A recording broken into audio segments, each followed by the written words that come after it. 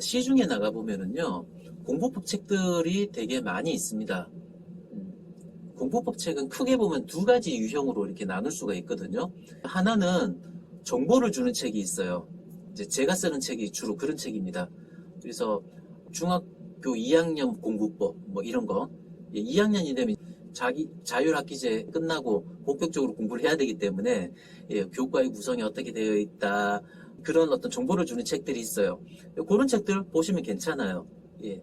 그런데 절대 보시면 안 되는 책, 또는 보시더라도 주의하면서 보아야 되는 책이 뭐냐면, 나는 이렇게 해서 성공했다 하는 류의 책이에요. 그러니까 뭐 나는 이렇게 해서 서울대 갔다, 나는 이렇게 해서 전교 1등 했다. 자, 이런 책들은 정말 조심해서 보셔야 됩니다. 왜 그러냐면요, 그 책들은 보면 대부분이 이제 방법에 대한 이야기들이 나와요. 방법에 대한 이야기들이 나오는데 그 방법을 우리 아이가 따라 할 수 있느냐? 못 따라가거든요. 그 방법으로 성공한 사람은 그 사람밖에 없습니다. 물론 그런 책을 쓴 저자들은 그 방법들을 굉장히 열심히 했을 거예요. 나름대로의 방법을. 그래서 이렇게 열심히 해야 되는구나라는 그 열정을 불태우기 위한 그런 방법으로 보시는 거는 뭐 괜찮아요. 그런 정도는 괜찮지만 이 사람이 새벽에 공부해서 이렇게 성적을 올렸네? 그럼 우리 애도 새벽에 공부를 시켜봐야 되겠다. 이런 식으로 그대로 따라갔다가는 망합니다. 우리 아이는 달라요.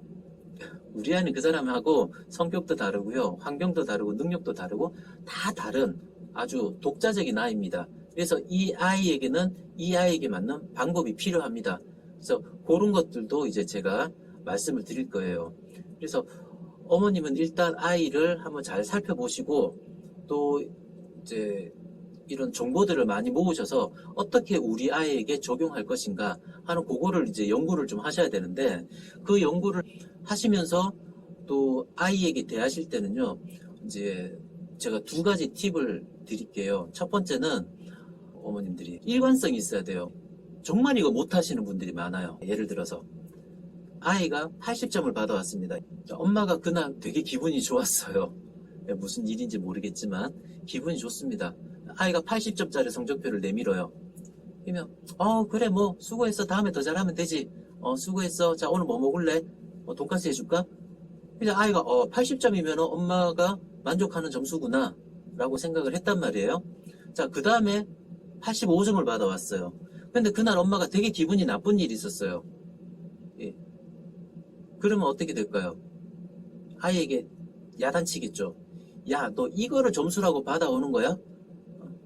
너 학원 다 끊어. 학원 아무리 다녀봤자 성적이 있다? 뭐하러 공부해? 다 끊어. 방에 들어가서 나오지 마. 꼴도 보기 싫어. 자, 이렇게 하면은 아이가 헷갈립니다. 아니, 도대체 어느 장단에 춤을 추라는 거죠? 헷갈리죠. 네, 그래서 어머님은요, 가장 중요한 게 일관성이에요.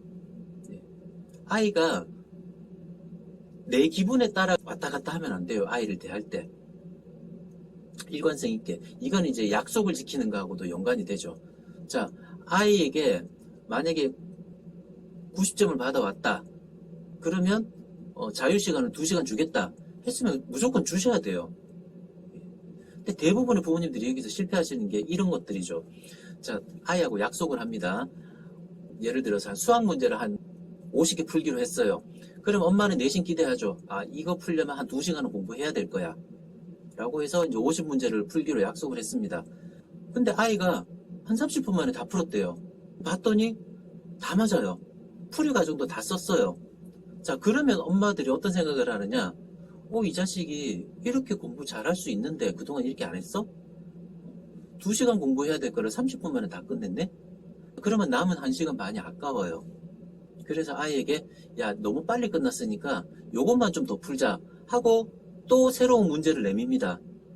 그러면 이 아이는 어떻게 될까요? 공부 이제 더 이상 안 합니다. 집중해서 안 해요.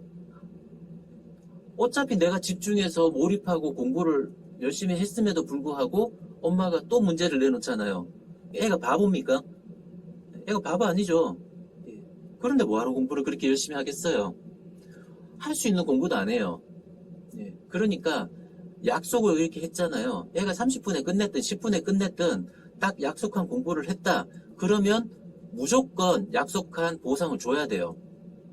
그래서 아이가 뭐 2시간 동안 약속을 했으면 게임을 하든 뭘 하든 던져줘야 됩니다. 그래야 그 다음 약속도 아이가 지켜요. 좀 더 구체적인 거는 이제 다음에 또 말씀을 드리겠습니다. 그리고 두 번째는 아이를 좀 기다려 주셔야 돼요. 우물 가서 숭늉 찾는다라는 말이 있잖아요. 그래서 무슨 뭐 학원을 보내면 한두 달 안에 성과가 안 나오면 학원 바꿔버립니다.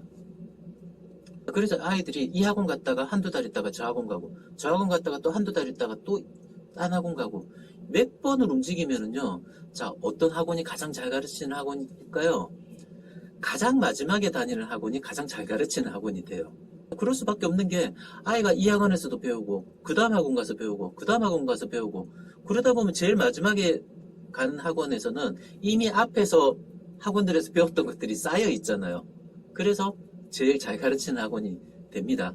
그래서 아이가 공부를 하면 좀 기다려주세요. 좀 익을 때까지. 예, 어떻게 우물에서 숭늉을 찾습니까? 숭늉을 만드는 시간은 줘야 될 거 아니에요. 근데 물론 그렇다고 해서 아무것도 안 하고 있는 아이에게 시간을 던져주고 네가 알아서 숙성시켜라 라고 하라는 얘기는 아닙니다. 엄마의 치밀한 전략과 작전이 들어가야 돼요. 예, 근데 그게 어려운 게 아니거든요. 그래서 그거를 제가 하나씩 말씀드릴 테니까 이 유튜브 시리즈를 보시면서 예, 한번 찾아 나가 보시기 바랍니다.